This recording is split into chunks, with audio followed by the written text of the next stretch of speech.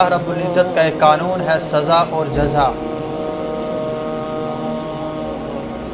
بندہ نیک راستہ اختیار کرے گا تو جزا، اور برا راستہ اختیار کرے گا تو سزا۔ یہ اللہ تعالیٰ کا قانون ہے، یہ چلتا رہے گا۔ دنیا میں رہ کے جیسا بندہ کرے گا اس کو ویسا ہی صلہ ملے گا۔ اگر ہم تاریخ کے اوپر نظر ڈالیں، کتنی ساری قومیں آئی، کتنے سارے انبیاء علیہ الصلاۃ والسلام کی قومیں آئیں جنہوں نے اللہ کی فرما برداری کی۔ اللہ تعالیٰ نے ان کو اپنے انعامات سے نوازا، انعامات ان کے اوپر رحمتوں کی بارش برسا دی۔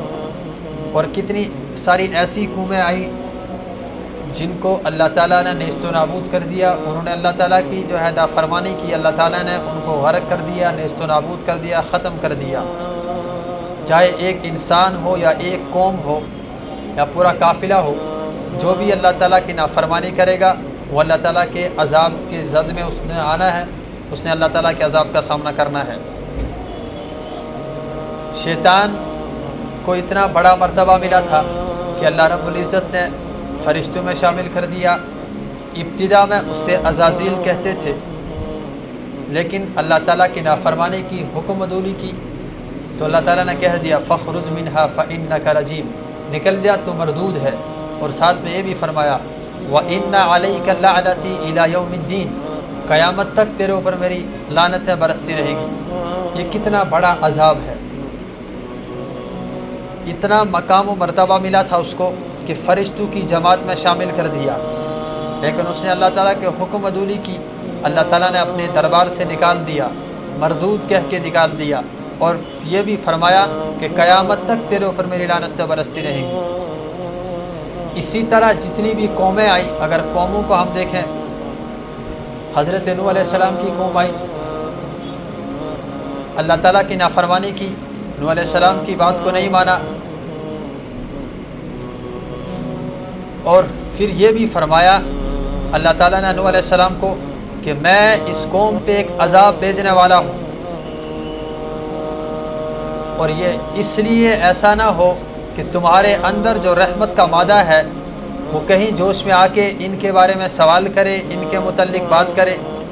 وَلَا تُخَاطِبْنِي فِي الَّذِينَ ظَلَمُوا إِنَّهُمْ مُغْرَقُونَ، کہیں ایسا نہ ہو کہ آپ کے اندر جو رحمت کا مادہ ہے وہ مجھ سے سوال کرے، مجھ سے دعا کرے، آپ کو مجبور کرے اپنی قوم کے بارے میں دعا کرنے کے لیے، اور اس لیے میں آپ کی قوم پہ عذاب لا کے ہی رہوں گا، کہیں ایسا نہ ہو کہ آپ اپنی قوم کے متعلق مجھ سے سوال کریں۔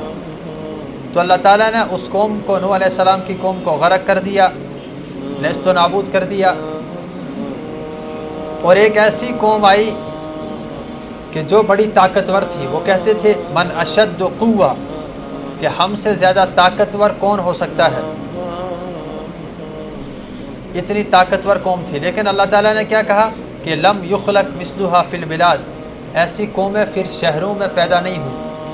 وہ اپنے آپ کو طاقتور کہتی تھی، اپنے آپ کو بہادر کہلواتی تھی، اپنے آپ کو بڑا دلیر سمجھتی تھی، لیکن اللہ رب العزت نے کہا کہ لم یخلق مثلھا فی البلاد، ایسی قومیں دوبارہ شہروں میں پھر پیدا نہیں ہوئی۔ اللہ تعالیٰ نے اس قوم پہ ہوا کا عذاب لایا، اور وہ ہوا ایسی تھی جب مومن اس کو محسوس کرتے تو مومنوں کی طبیعت کو وہ فرحت بخشتی تھی، لیکن جب کافر اس کو محسوس کرتے تو وہ ان کو پٹک کر زمین پہ مار دیتی۔ وہ ایسی ہوا تھی۔ اسی طرح حضرت صالح علیہ السلام کی قوم،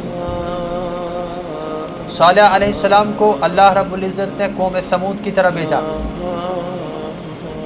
اور وہ قوم ایسی تھی کہ جس کے متعلق فرمایا کہ وَكَانُوا يَنْحِتُونَ مِنَ الْجِبَالِ بُيُوتًا، وہ پہاڑوں کو کھود کر ان کے اندر اپنے گھر بناتے تھے۔